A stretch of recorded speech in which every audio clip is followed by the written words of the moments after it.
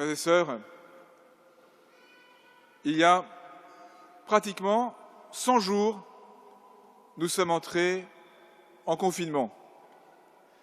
C'était le début du carême. Cette sainte quarantaine, c'est le sens du mot carême, vous le savez, qui nous est offerte chaque année pour entrer en nous-mêmes et nous laisser renouveler par la parole du Seigneur. Cette année, nous sommes entrés en nous-mêmes, nous sommes demeurés chez nous plus que d'habitude, plus que de raison peut-être. Mais voici qu'après la sainte quarantaine du carême, après la cinquantaine de joie un peu tamisée du temps pascal, nous célébrons aujourd'hui la libération de la Pentecôte.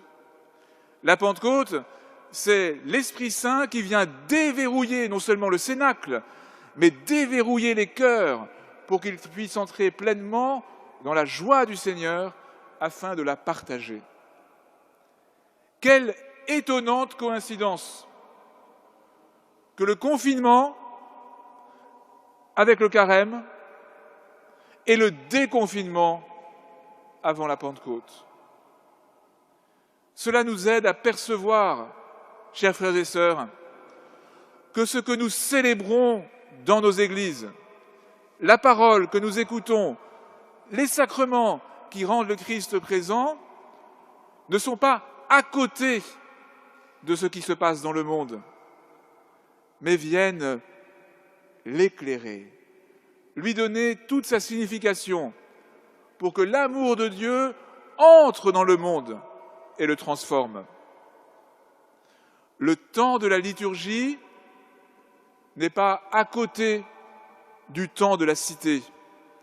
Le temps de la liturgie, c'est Dieu qui entre dans l'histoire des hommes pour la renouveler, pour la transformer, pour l'orienter vers la vie éternelle pour laquelle nous sommes faits. Voici donc aujourd'hui la grande fête du déconfinement liturgique.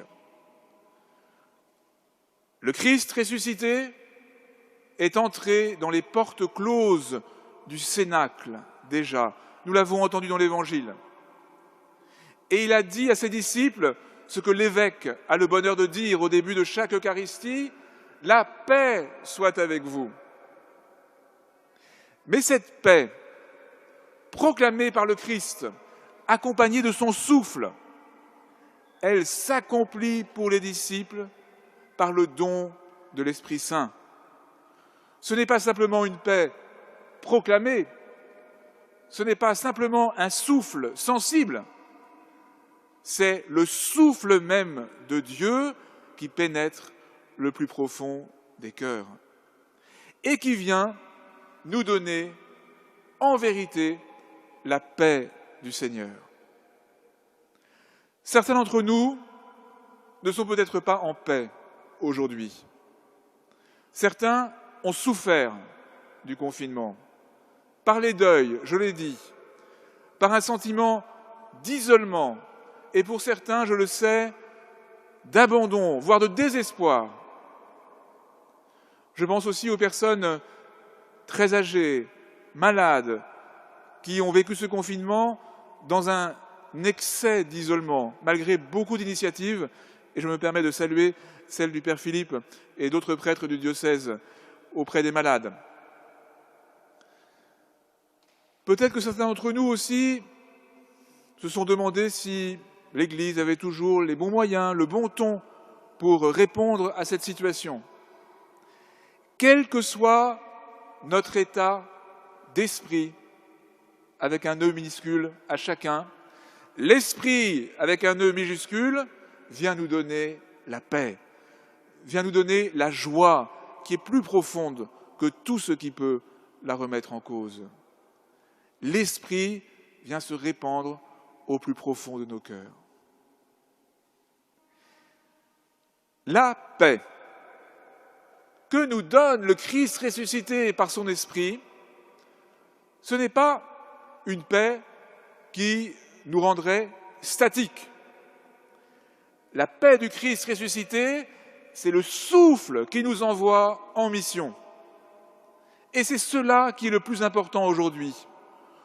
Nous aurons à relire ce temps de confinement, à nous demander en profondeur ce qui nous a touchés, ce qui nous a blessés, comment Dieu nous a parlé, comment Dieu était présent avec nous, malgré l'épreuve traversée.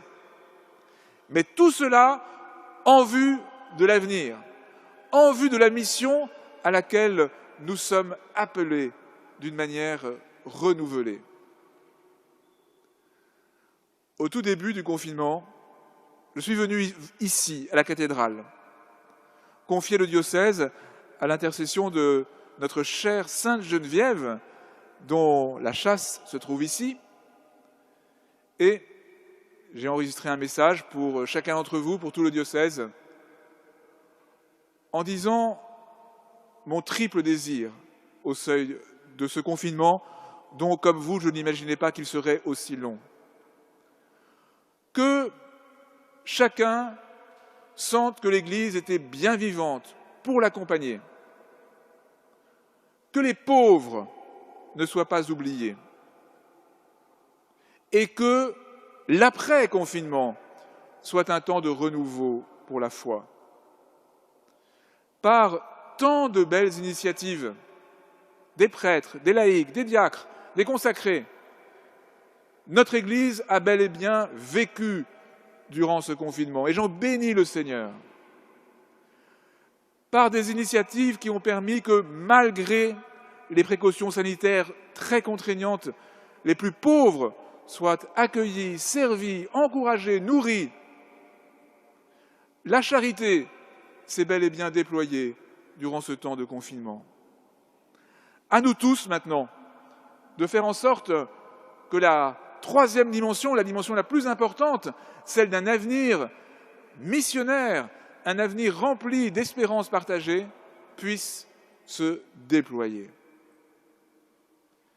Oui, frères et sœurs, cette grande fête de la Pentecôte tombe juste pour que toute notre société, avec nous-mêmes, se libère de ses peurs pour avancer avec l'amour du Seigneur.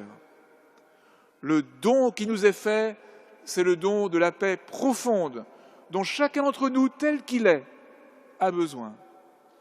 Et ce don de la paix qui nous est fait nous pousse au large pour que nous soyons de manière renouvelée les témoins de l'amour du Seigneur. Quand je suis venu prier ici, au seuil du confinement, j'ai voulu dire à tout le diocèse que la lumière de la foi, la flamme de la foi ne s'éteindrait pas. Et elle ne s'est pas éteinte. Cette lumière, par le don des flammes de la Pentecôte, c'est dans nos cœurs qu'elle doit briller plus profondément encore aujourd'hui, et par notre témoignage, c'est dans le monde qu'elle doit se répandre pour qu'il soit rempli non seulement de la lumière du soleil, mais de la lumière plus véritable encore, celle du Christ ressuscité qui nous comble de la surabondance des dons de son esprit.